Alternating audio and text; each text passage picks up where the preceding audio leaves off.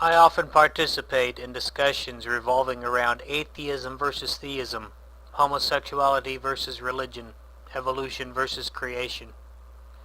I am often criticized and sometimes even attacked for advocating patience and compassion for those who hold to irrational beliefs. I am often attacked for the audacity to assume that we, in an age of reason, should tolerate insanity. I am often attacked by other gay rights advocates for a call to tolerate those who would oppress us. In a way, I guess they're right. I do advocate tolerance for those who would oppress us. As rational human beings, we must accept that irrational beliefs exist and that these irrational beliefs are not going to simply vanish. It is only rational, I believe, to accept this as a reality of our world and to live with it. I am not saying that irrational beliefs should go unchallenged. I am not saying we should not confront these beliefs. I believe that religion is, indeed, an enemy to reason and stands opposed to social justice and progress. In this respect, religion is intolerable. What I am saying is that we need to recognize that our neighbor is suffering from a delusion, and delusions are seldom easy to dismiss, and that sometimes it takes time and patience and persistence. In the deconversion process, there is a period of grief and confusion. That grief and confusion may be quickly and rationally overcome, but sometimes that period of grief and confusion can drag on for many years. Think about the ramifications of ceasing belief in a personal God. When we confront our neighbors about their religious beliefs, think about what we are asking our neighbors to evaluate. Why was I lied to? Why did those I trust the most lie to me? If I am not a created child of a loving God, then who am I? What does it mean to die? What does it mean to live? But if there is no personal God, then I have lived all those years in my life invested so much into a lie. Have my years living that lie been wasted? Why am I here? If reality itself is not what I believed in, then what is reality? Where do I go from here? If there is no personal God to watch over me, then where will I be when I am alone? What is my place in the universe? How do I know what truth is? How do I know what is right and what is wrong? That's a lot to take in. That's a lot to process. That's a lot to reconsider. For our theist neighbors, the answers to all of these questions are neatly packaged in the wrappings of religious doctrine with the belief in a personal God at the heart. Take all that away, then, at least for a time, the only certainty is uncertainty. The more ingrained our neighbors are in their irrational beliefs, the more these statements are true. In my journey, I had to first realize that God wasn't going to fix things for me, so I had to do what I could myself. I decided that I would do what I could do, and God would do what I could not do. Then I realized God wasn't going to do anything, but I decided that He would help.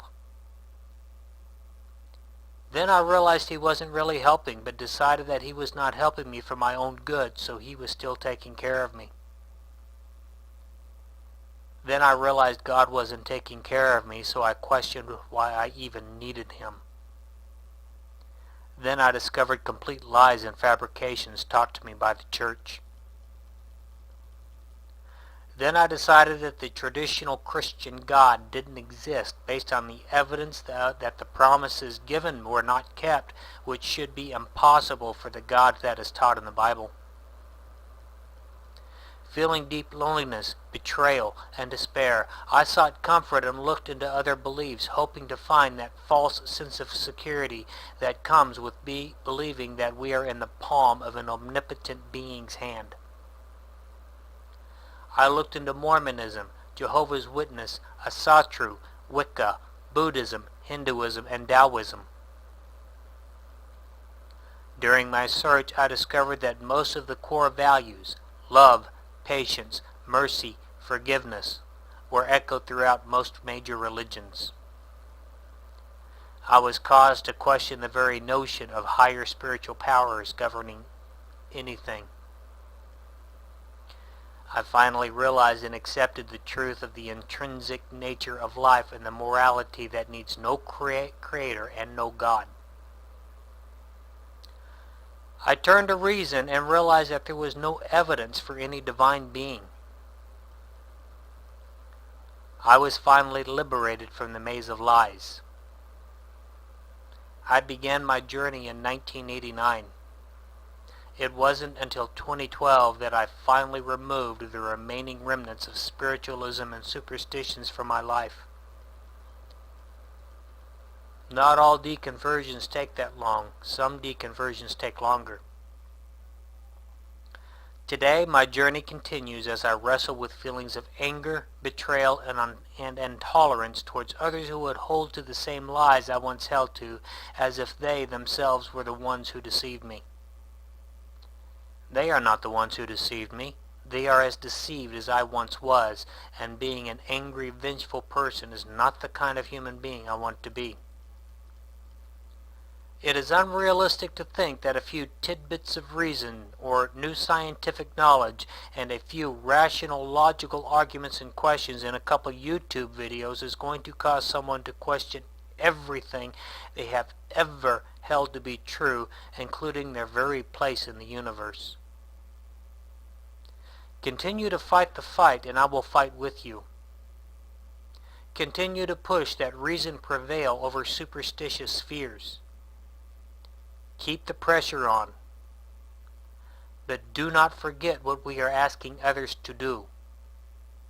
Do not forget that we are asking them to pose questions that are all-encompassing and challenge everything they hold dear, everything they believe in, and everything they are invested in. Do not forget that we are asking them to consider who they are.